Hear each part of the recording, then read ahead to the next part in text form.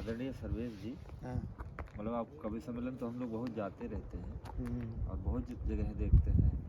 उत्तराखंड में हम लोग जाते हैं, पर यहाँ जो हम जम्मू का ये जो वातावरण है, मतलब अजीब सा कुछ लगता नहीं कि जैसे एक तो चाहे राष्ट्रीय महत्व के कारण हो हाँ। या जम्मू कश्मीर ज़्यादातर विवादों में रहता है इस कारण हो। ये दूसरी बात और है कि जो जम्मू द्वीप हमारे यहाँ कहा गया ना भारत को, वो यहीं से है। यही जम्मू द्वीप है। उसके जम्मू द्वीप पे जो कहा गया ना अपने यहाँ संस्कृत में, उसमें पूजा पाठ में। अच्छा, पुराने साहित्य में हमारे वर्णन भी है कि हाँ। यहाँ देवताओं, यक्षों और गंधर्वों का निवास निवास है।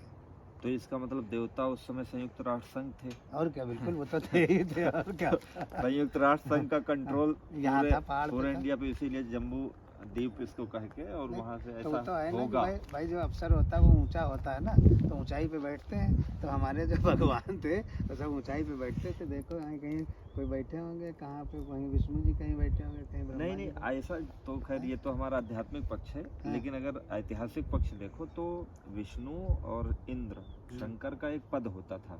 पद का मतलब जैसे कि आज प्रधानमंत्री, राष्ट्रपति और उप प्रधानमंत्री ये पद होते थे। विष्णु। तो यही तो कहते हैं हजारों इंद्र हुए, हजारों विष्णु हुए। तो वो जो कंट्रोलिंग पावर जिसके पास होती थी वो उस पद का अधिकारी होता था। और ये जितनी हमारी पौराणिक कथाएं हैं, इन पौराणिक कथाओं में जितनी कथाएं हैं, उन कथाओं में किसी एक ही देवता का नहीं है, वो कई विष्णु और इस तरह से। और देखो आप, मतलब कि जयशंकर प्रसाद ने भी इस पर लिखा कितना सुंदर कि हिमगिर के उत्तुंग शिखर पर। आगे उन्होंने लिखा कि जब वो श्रद्धा जाती है वहाँ, मनु को खोजती, मनु को खोजती क्या, उसे मालूम नहीं था ना, तो मनु को मालूम था कि कोई बचा है, ना श्रद्धा को मालूम था। तो वो जो है जाती है, मनु अकेला लेटा होता है, तो वो जाती है ढूंढते ढूंढते मनु को। तो वो देखते हैं मतलब उसी पहाड़ों में, तो वो बताती है कि हम यहाँ आए थे गंधर्वों के देश में ललित कलाओं को सीखने के लिए। इधर रहे गंधर्वों के देश, मैं इधर गंधर्वों के देश में आई हूँ। उनका नागार्जुन जी की कविता कितनी बढ़िया, बादल को घिरते देखा है, तो बहुत फेमस कविता है उनकी। उसमें भी उन्होंने बड़ा उसके सौंदर्य का। अच्छा, इससे अलग हट के कुछ बताओ। ये जैसे ये देखो, जैसे गहरी नदी दिखती है पीछे, कितना सुंदर लगता है, मन करता है कि यहीं रह जाए। तो ये जो प्रकृति है ना, प्रकृति है भगवान, और भगवान सुंदर होता है और प्रकृति सुंदर होती है। हमको लगता है यही कुछ वजह है कि कश्मीर या पहाड़ ये सब बहुत सुंदर लगते हैं। हमका तो भैया बहुत मजा आवत है, इससे अच्छा हमका कहूँ लगता है ना।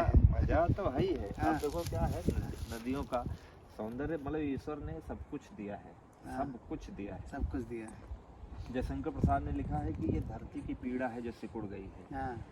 ये सिकुड़ना ऐसी क्यों है, तो वो लिखते कि हो सकता है कि धरती पीड़ित हो, सिकुड़ गई हो, यहाँ पर इसलिए इतने ऊंचे पहाड़ पठारा गए। इतनी सुंदरता ईश्वर ने दी है, लेकिन मनुष्य ने सब काट पीट के अपने हिसाब से उसको व्यवस्थित बना लिया है। लेकिन अगर करे ना तो यहाँ मनुष्य पहुँच भी तो ना पाता, तो फिर ये अछूते मनुष्य तो तब भी रहते रहे होंगे, लेकिन हम जैसे लोग, हम लोग कहाँ पाते नहीं। अब ये जो आप सोचो, जो ये देवता, राक्षस, यक्ष, गंधर्व, किन्नर, वानर, नर, नाग, ये उस समय की जातियां थी प्राचीन काल। बिल्कुल, वो तो थी। तो वो भी मनुष्य ही थे, और इसलिए मनुष्य एक देवता है कहा जाता है। मनुष्य खुद देवता है। उसको कहा गया कि सबसे ज्यादा खूबसूरत क्रिएशन। ऐसा बोलते हैं कि देवताओं से अलग होकर के ही मनुष्य, देखो तीनों हमारी जो वो है, आदम हुआ, मनु, शत्रुपा और एडम, इन तीनों के बारे में एक कथा है कि इन्होंने स्वर्ग में गलती करी, वहाँ से निकाल दिए गए। निकाले गए मतलब यहाँ ये देवलोक में रहते रहे होंगे, और यहाँ के संविधान उनके अनुरूप न रहा होगा, तो उनको कहा होगा कि निकल जाओ यहाँ से, तो देश निकाला गया। तो इक्ष्वाक वंश की स्थापना जो वहाँ हुई है अयोध्या में, चंद्रवंश की स्थापना उधर हस्तिनापुर के साथ हुई।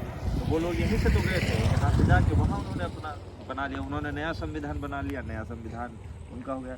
और जो देखो आर्य, यहाँ से देवता जो निकाले गए तो आर्य बने, और आर्य जो निकाले गए वो राक्षस बने। अब आर्यों ने बना दिया कि एक विवाह करो, मदिरा न पियो, मांस न खाओ। अब पता चला खा पी रहे हैं, तो उनको जब निकाला गया तो उधर वो श्रीलंका साइड यहाँ से श्रीलंका भेजेगा, यहाँ देवता थे, वहाँ श्रीलंका में देवता। पहले देवताओं ने निकाला तो आर्य बने, और आर्यों ने निकाला तो राक्षस बने। कुल मिला के बहुत ही इंटरेस्टेड है। बड़ा इंटरेस्टिंग है। और गजेंद्र को जितना ज्ञान है भैया, गजेंद्र तुमको बहुत ज्ञान है। हम तो कभी कभी सोचते ज्ञान हैं नहीं है, मैं कड़ियाँ जोड़ता रहता हूँ। मैं जब जैसे कोई चीज नहीं, वो पढ़ता कड़ियाँ हूँ। जोड़ना भी तो ज्ञान का ही एक हिस्सा है। जिनको कड़ियाँ जोड़ना नहीं आता है वो नहीं कुछ अच्छा, कर पाते, बोल मैं पाते। पढ़ता सब कुछ हूँ, सब कुछ पढ़ लेता हूँ। जैसे हमने रामचरितमानस भी पढ़ी, रामायण भी पढ़ी, हाँ, अभिज्ञान शाकुंतलम पढ़ा, और जो इधर 1000 ईस्वी के बाद जो साहित्य हाँ, लिखा वो गया, सब पढ़ा। आल्हा भी आल्हा पढ़े, और लोक आल्हा भी साहित्य पढ़े। पढ़ा। फिर उनको मैं जोड़ता हूँ कि यहाँ ऐसे हुआ होगा, यहाँ से घोड़ा गया होगा, फिर इधर इतनी दूरी आए हाँ। कैसे, मतलब अपना अनुमान लगाता हूँ। हाँ, तो मैं जैसे बहुत ज्यादा दिव्यता के प्रभाव में नहीं रहता हूँ हाँ, कि नहीं वो तो जमीनी चीजों से जोड़ते हुए हाँ। और निष्कर्ष पर पहुंच हाँ, जाते हो। जैसे यही मतलब तो तुम्हारी खास बात दिव्य का मतलब जैसे कहते कि भगवान प्रकट हो गए, तो प्रकट तो क्या मतलब ऐसा थोड़ा कि वो गायब रहते रहे होंगे, जन्म से आ गए होंगे, हाँ। ऐसा नहीं था। प्रकट होने का मतलब उनका जो जैसे मन का कनेक्शन रहा होगा, बिल्कुल ऐसा सही बात, बिल्कुल। जिससे वो फीलिंग आ जाती रही फीलिंग आ होगी, जाती इस होगी। तरह ऐसा कुछ रहा होगा। चलो ये चलते है, हैं फिर आज। बड़ा बढ़िया लग रहा है। आज पावर स्टेशन भी बहुत। और ये जो सलाल पावर स्टेशन के लोगों ने जो घुमाया, शुक्ला जी हम लोगों को लेके आए, अद्भुत लोग हैं भाई। एक तो अपनी तरफ के अवध के हैं, तो अवध का जो आदमी होता है वो वास्तव में खुद से ही किसी का वध नहीं करना चाहता, किसी को कष्ट नहीं देना चाहता। तो शुक्ला जी का जो जेस्चर है, जो अपनापन है, वो भी बहुत बढ़िया है। अब कुल मिला के हमारा तो फिर दोबारा आने का मन है। तुम्हारा है कि नहीं हमें नहीं मालूम। तो बस जाने का मन है, बस जाने का मन है। मेरा तो